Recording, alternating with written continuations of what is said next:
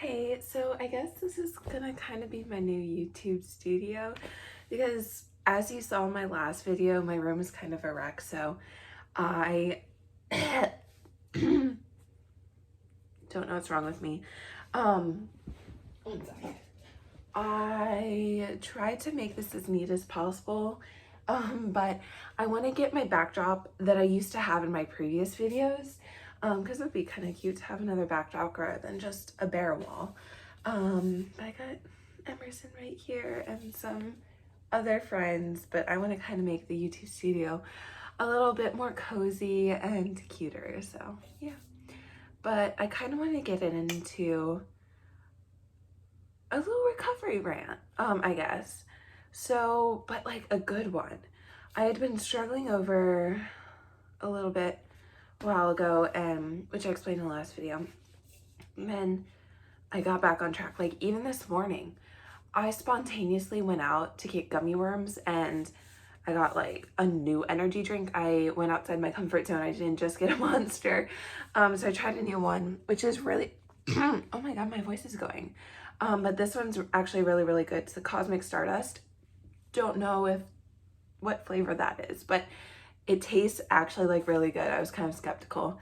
But yeah, even just little things like going out and getting a coffee you've never tried before, or going out and just going to a different restaurant, sitting in a different place than you normally do.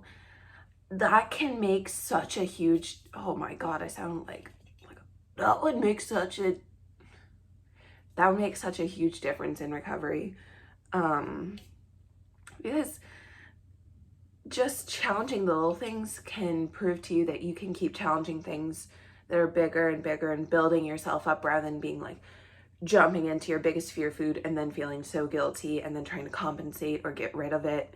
So start small, like what I suggested, and then like slowly build up until you can reach your absolute scariest fear food. But that's like in the future, unless you want to try it now. If you're strong enough to try it now, go for it. Like if you think you can do it, like go for it. That's amazing.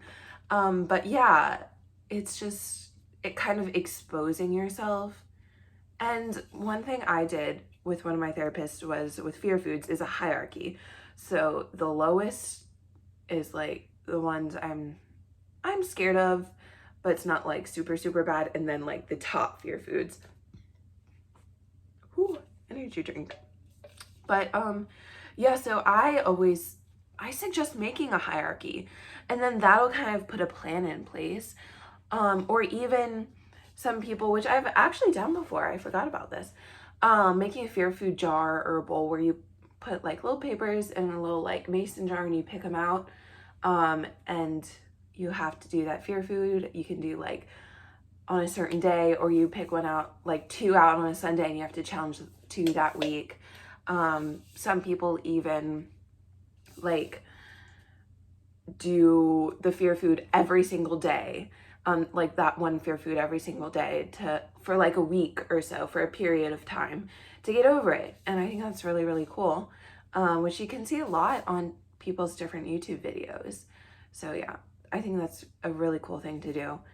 And I know a lot of people, there's a lot of different ways to recover. There's, following a meal plan. There's being an IOP, outpatient, inpatient, PHP.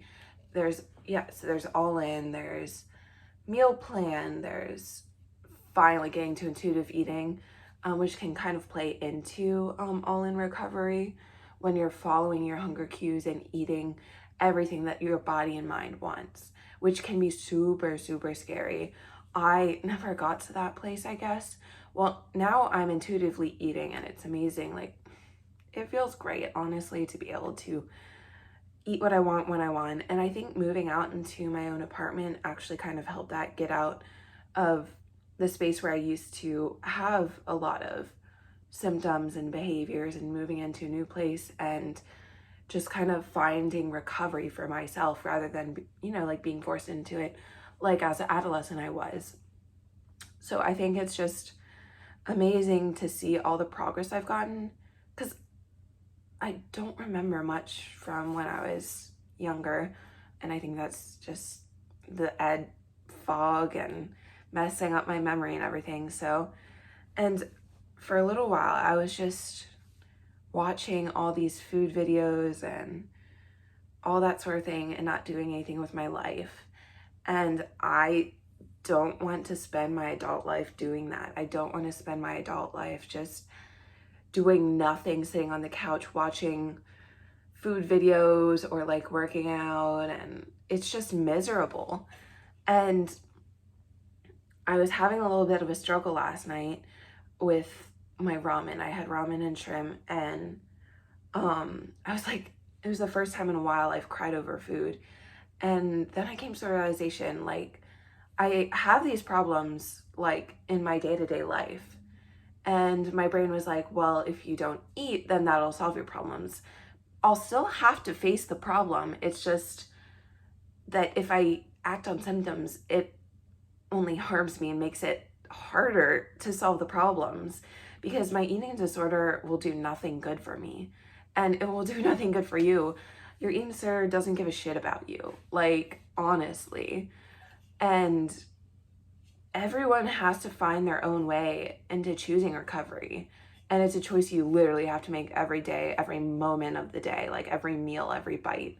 Because you can't just say like, oh, I'm gonna recover, and then that's it. Like, you're not gonna recover just by saying you're recovered. You have to keep making the choices, changing the behaviors, all that stuff to get to that place where you can be fully recovered.